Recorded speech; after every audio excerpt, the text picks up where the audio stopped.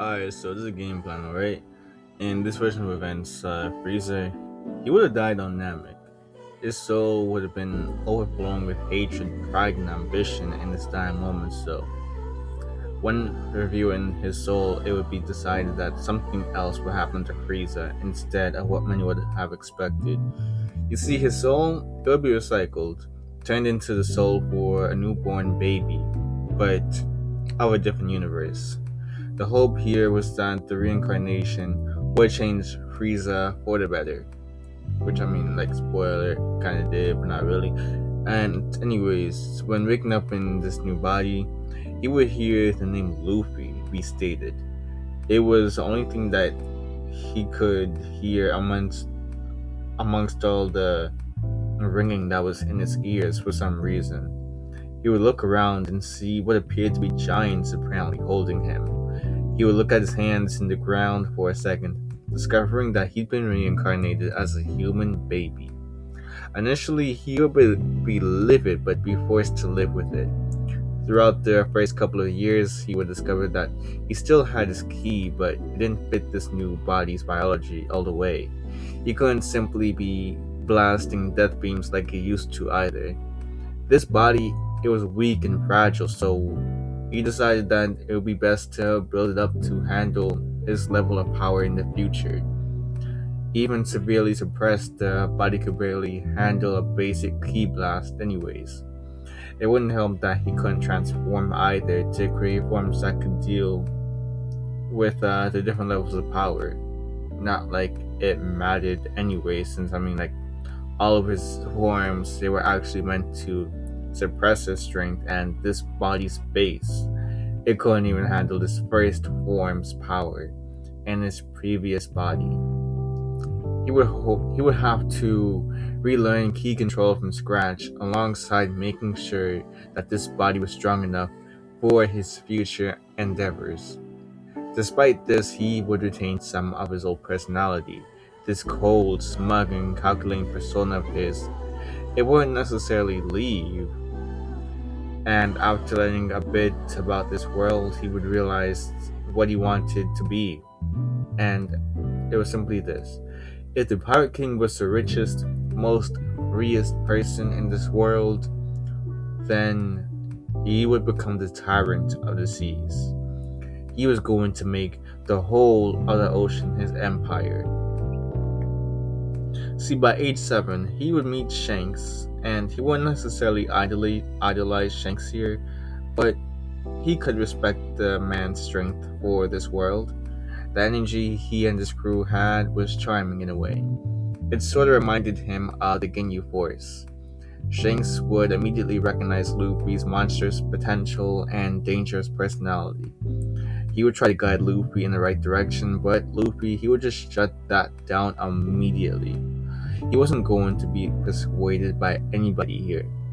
Shanks would understand that this Luffy was going to be a future threat to the world, and to an extent, he was kind of for it. The whole Sea King incident, yeah, that goes very differently. Matter of fact, it doesn't even really happen here. Higuruma and his men, they would try to insult Shanks' crew, and Luffy would just stand up to them. He didn't know why, but he did. Higuruma would try throwing Luffy in the ocean, only to get his hand blasted off by a ki blast. Higuruma would cry bloody murder as his men would gather around Luffy. Luffy would still need to work on his stamina and ki control, since that one blast somehow managed to take a lot out of him. Shanks would get alerted of this and make it just to see Luffy covered in blood. It wasn't his blood though. It was the blood of the bandits. He beat all of them to a pulp, and his muscles, they were on fire from using so much strength that his body had yet to adapt to. Shanks would understand that this Luffy was already becoming a monster. He would clean Luffy up, asking why he did it though. Luffy would try to lie, but Shanks could read Luffy like a book. Hearing that he was trying to defend Shanks' honor, that would honestly surprise Shanks. He didn't think that this kid had any light to him at all, but he was wrong. He'd only hope that he'll be raised right so that that light it would come to surface more. Shanks had a feeling that this was only wishful thinking, and the chances of that happening were low. And spoiler alert, yeah, Shanks was right. But Guy, hearing Luffy mention wanting to be a pirate and rule the seas, of course he would be against it. He would try to convince Luffy that being a marine, that was a life for him. Luffy would just mock his grandfather though. He didn't care that he was a vice admiral or anything. Nah.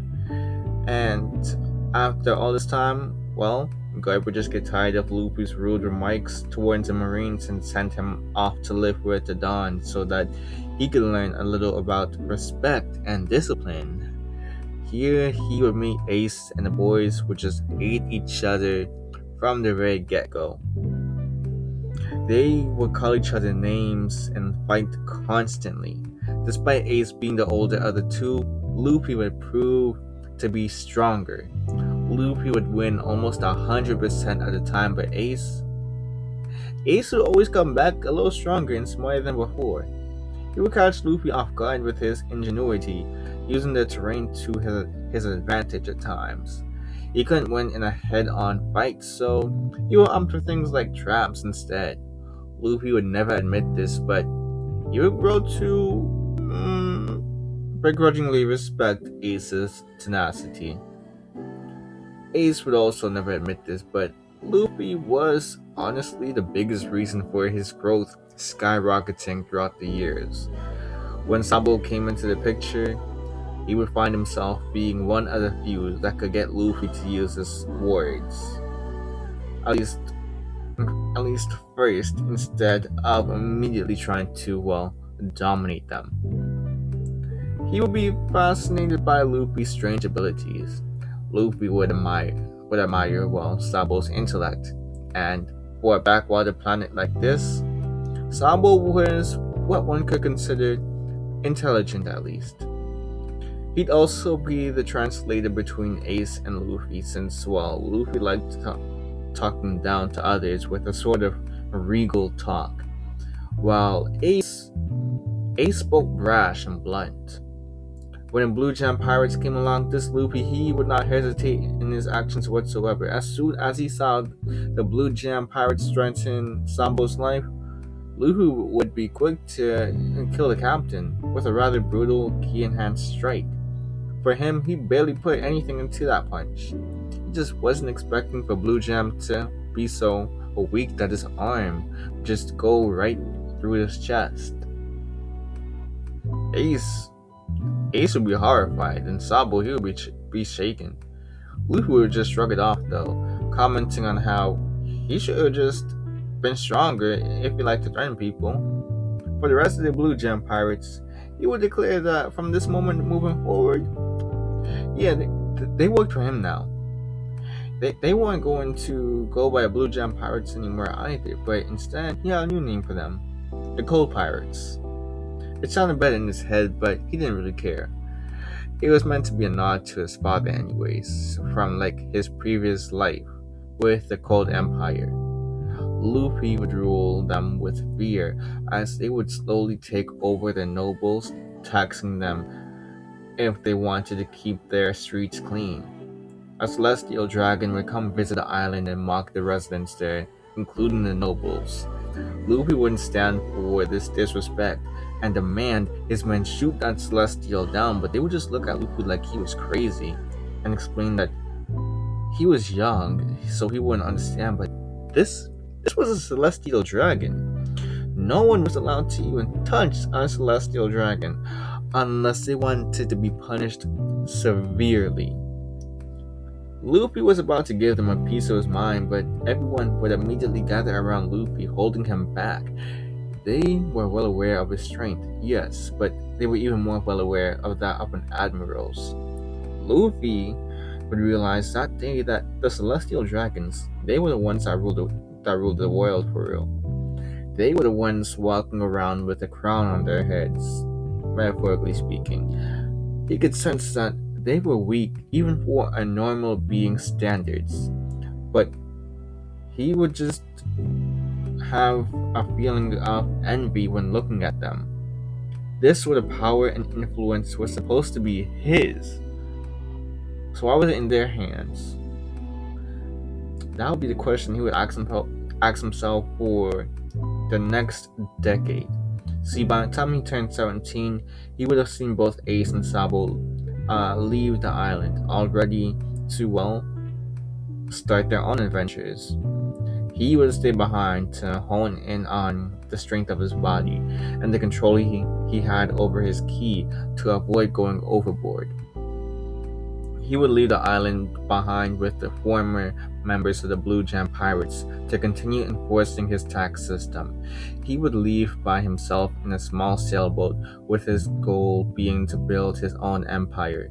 He wouldn't want a crew here. Nah, a crew is too simple. He wanted to go bigger. He wanted a full-on armada.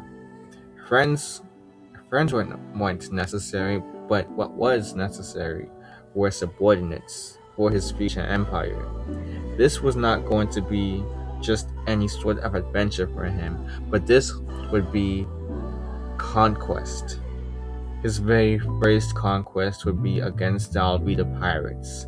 He would defeat Alvida instantly and kill several other men, striking fear into those that survived. This would be all that he needed to force the rest to fall in line, kneeling before him, and just like that, he would take over Alvida's ship and rename them to the Coal Pirates. He would specifically designate the, former Alvida Pirates as Division 2 of his Dawn Armada. He already had Division 1 back home, which was, the old Blue Jam Pirates. Kobe would become an unwilling lackey here, terrified of what this Luffy would do to him if he didn't follow orders. But Luffy would reassure to him that as long as he was useful, he wouldn't kill him. He did not kill useful people. And, this boy could navigate, so that was the fullest extent to his use for right now.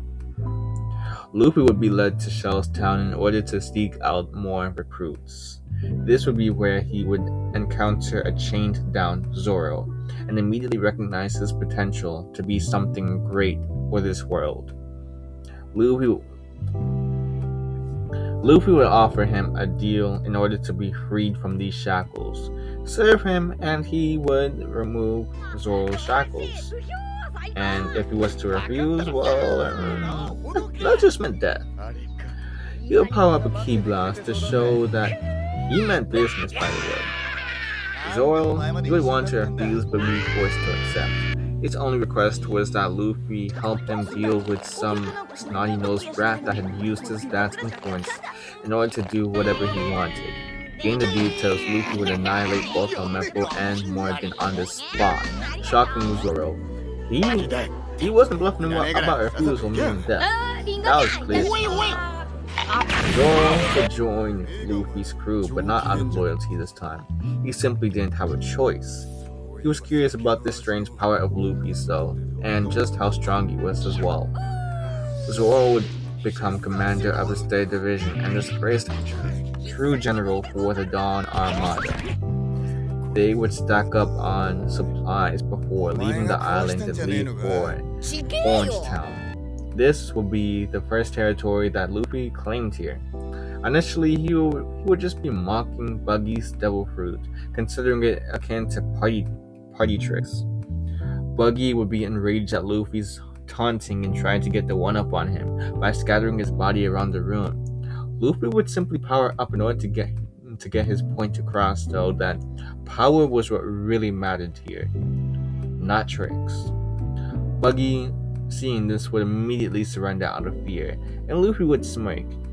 He would make mention of how Shanks used to talk about him in such high regards, but he never expected for him to be so weak in comparison. He was a big fish in a small pond, but he could be greater if he chose to follow him. He could put those putty tricks to good use. Buggy would be reluctant to join until Luffy told him that refusal meant death. and Buggy's crew would just be absorbed as Division 4, with their specialization being chaos and infiltration. Nami would also join Luffy's armada here, being part of Division 3 as their navigator since, well, Zoro especially needed it. Luffy realized that rather quickly. Nami wouldn't see Luffy as a friend here, but rather a dangerous ally she had to avoid getting on the bad side of for now. He was as ambitious as he was ruthless, and he knew how to get money fast. Entering Syrup Village, Luffy would shoot a key beam at Usopp's supposed army, purposely missing and hitting the ledge instead. It would get destroyed in the process, and this would place enough fear in the kids' hearts that they would run away. Luffy, he would go on to explain that he knew Usopp's father. He heard nothing but good things about him. Perhaps his father was lying to get on Luffy's good side though, from what he was seeing. He knew how to aim, he couldn't deny that. If it was really Yasop's son though, he had a whole leap of potential, but he would have to lose the slingshot. He wasn't sure if he wanted Usopp to be part of his crew just yet either, but he figured that he'd stick around for a little bit and see what the place had to offer. He would meet Kaya and Kuro. He could sense Kuro's deceit before anyone else and the murderous intent he had as well. Without hesitation, he would kill Kuro on the spot, and he would call him a coward that was unfit to lead. He would find where the Black Cat pirates were hiding and drop their dead captain's body on the floor. He would kill any and all that opposed him, leaving the rest to be absorbed, becoming his new Division 5. Their stealth skills would be put to good use, repurposed as reconnaissance.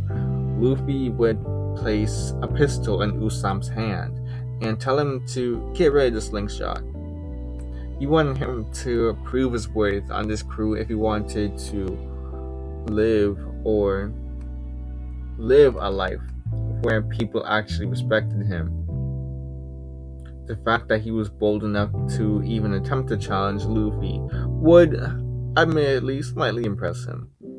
Usopp would reluctantly join Luffy's third division, seeing it as better in the long run to serve him than oppose him. And after discovering the truth about Kuro, Mary would also offer a peace offering in the form of the Going Merry, which Luffy would gladly accept since he needed a ship anyways that he could really call his own, unlike the others. This would be the ship that he, Zoro, Usopp, and Nami would use, while the rest just, followed them. Luffy would have acquired a rather large amount of people for his armada already, and supplies would, of course, start to dwindle. In order to make up for that, they would stop by the Baratier. When on their way there, they would be stopped by a marine ship that would try to sink them, only for Luffy to grab their cannonball in one hand before chugging it back at them. Just hurling it back at them. It would go right through the ship, sinking it. Luffy would meet Sanji, and after trying his food, he would immediately try to offer him a spot on his crew. He wouldn't threaten Sanji this time though, unlike the others, since this guy was a cook. Threatening him would mean that the quality of the food could potentially go down, and he was not going to risk that. When Krieg made it to the Baratier, he would see his pathetic state until he was given a plate of food to eat and recover his strength. The immediate switch up he would make afterwards was jarring, to say the very least. He wanted to take over the Baratier and use it as a ship to go through the Grand Line undetected.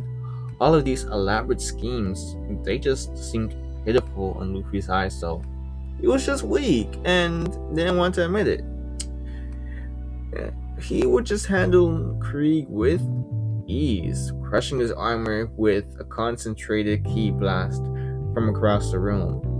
It would send him flying out the ship and into the water, where he would drown.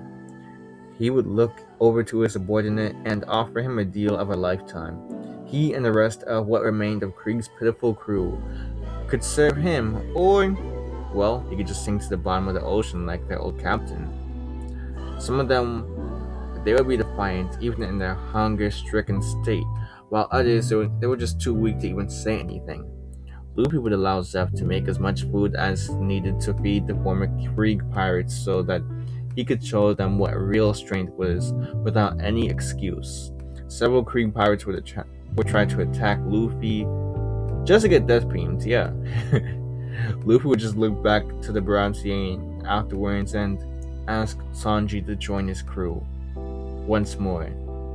Sanji would realize just how insane Luffy was, and even then, he would still deny Luffy. Luffy would just decide to take a different approach then. There was something that he had learned from his time with Ace and Sabo. It was this foreign word to him called compassion. He would fly over to the Baratie, surprising everyone since he had just jumped around the first time.